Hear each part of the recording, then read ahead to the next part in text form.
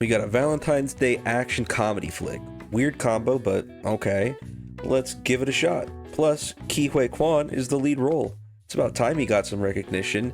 He was great in The Goonies, Indiana Jones, and Loki. We gotta be in for a treat. The trailers were great. I'm excited for this. Let's get into it.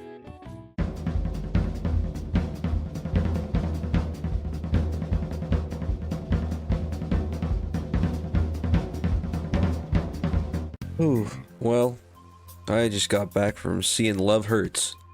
We gotta talk about some things here. Let's start off with the positive aspects of this film. The acting is okay. Some characters are great, others just seemingly have no direction, or they're just missing character motivations. More on that later, but Ke Huy Quan shines here. His performance is very reminiscent of the old Jackie Chan movies, such as Shanghai Noon, The Spy Next Door, and Rush Hour. His action scenes were the best part of this movie.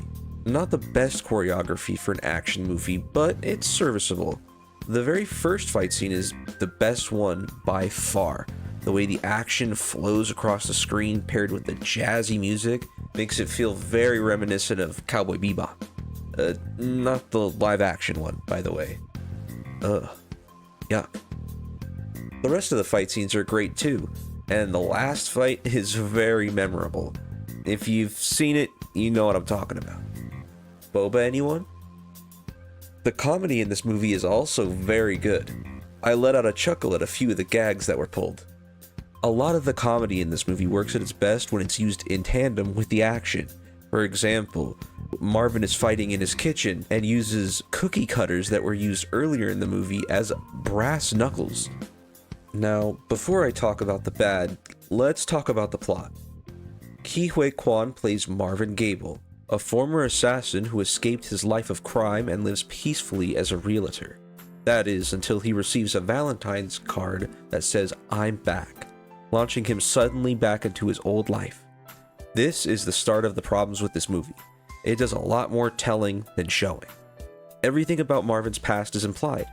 Barely anything is shown. We get two scenes of Marvin's past, one scene of him killing a guy very quickly with barely any action, just a couple gunshots. And the other is him casually driving down a dirt road. Another thing that's skipped over is his supposed affection and romance with Ariana DeBose's character, Rose. It's implied he loves her, but the characters don't really have much chemistry, and her character acts very unhinged through a lot of this movie, making very psychopathic decisions throughout the film. And it's like, alright man, how much is too much for you? At least after the second crazy decision, you gotta start questioning your affection towards this person, even just a little, right? Anyway, I just didn't buy into the relationship between them. But you know what I think needed more focus over the romance subplots? The rivalry between Marvin's character and his brother. The brother is this mafioso leader who controlled Marvin in his past to be the monster he wanted him to be.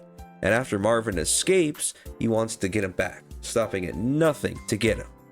Once again, this movie implies a lot of this info instead of a quick flashback showing us what kind of person his brother really is and how he'll stop at nothing to achieve his goals. And now, the bad. The romance between Marvin and Rose was not believable at all. And the same is true for the other romance subplot that's happening in the movie too. I didn't mention it earlier because I wanted to save it for this section. Marvin has a depressed assistant who wants to quit and has tried to do so several times but keeps coming back for some reason. And Marvin leaves the first assassin sent after him unconscious on the floor in his office. She finds him there and starts reading the man's poetry because his diary fell out of his pocket and into view for the whole world to see. And she reads some 5th grade level poetry aloud that went something along the lines of, "The dancing bear doesn't think it's fair. He's in a cage, then on a stage, dancing for the world to see. But wait, that's me." She falls in love with him and swears by him, without even really talking with him. They spend a total of 7 hours together, and then later in the movie she's talking about We're soulmates. I'm the bear that dances on the stage. His words are the only ones that make sense. I'll die for this man I've barely spoken with. Like, girl, chill. Anyway, what I'm trying to say is none of the romantic stuff works or comes off as believable.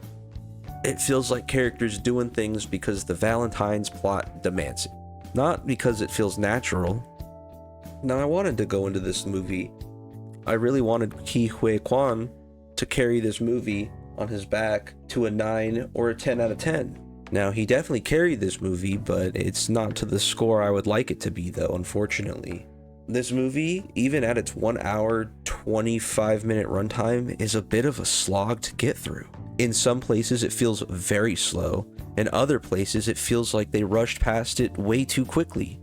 My hope for the future is that Ke Huy Quan is given access to more roles just like this. He does a very good job in these action roles, these action comedy style roles, and I would love to see him do more with a better writer and possibly even a better director.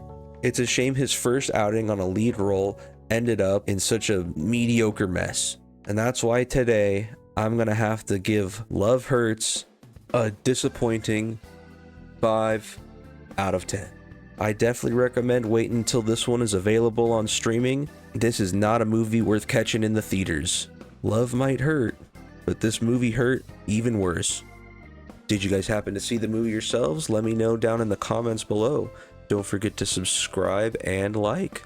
Take care, have a good one, and I'll see you guys next time.